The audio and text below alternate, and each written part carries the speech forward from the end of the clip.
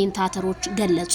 ዳኒ ሪያል ሾው ያለው ነገር ሁሉ በጊዜ ይፈታል ጠብቁ በቅርቡ ብሎ በቤተ ክርስቲያን እንትን ይዞ እውነቱን የምላችሁ ብለዋል ማለት ነው። ዳኒ ሪያል ሾው እንግዲህ እኛም በተስፋ እንጠብቃለን። ከቶዬ ጋር ሆኖ እየሰራ ነው ከካሜራ ጀርባ ማለት ነው።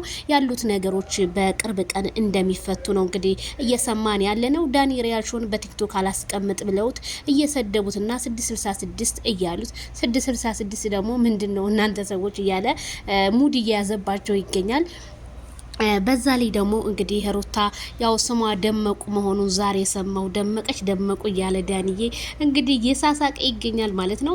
የአብርሃምን ጉዳይ ግን ምንም አትሰቡ፣ ይሄ እንደ ቀላል ነገር እንዳታዩት። እኔ አለሁኝ ምንም እኔ የምቀየርበት ነገር የለም ብሎ ዛሬም በላይቭ እንግዲህ ቃል በቃል የተናገረው ሲሆን ዳኒ ሪያል ሾው እኛም እንግዲህ እንጠብቃለን። በቶዬ ግን በጣም ትልቅ መስዋዕት እየከፈለና እንዲሁም በጣም ከጎኑ ብዙ ሰዎች ቢቆሙ ብዬ ተመኘው።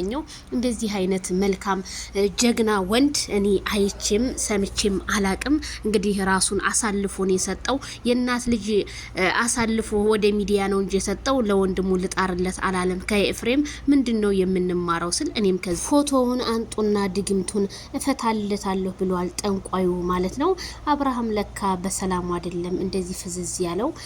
ያሳዝናል፣ በጣም ያማል። እንግዲህ ሁሉም ለኢትዮጵያውያን በሙሉ ይሄ ቪዲዮ ይድረስልኝ። ላይክ ሸር ሰብስክራይብ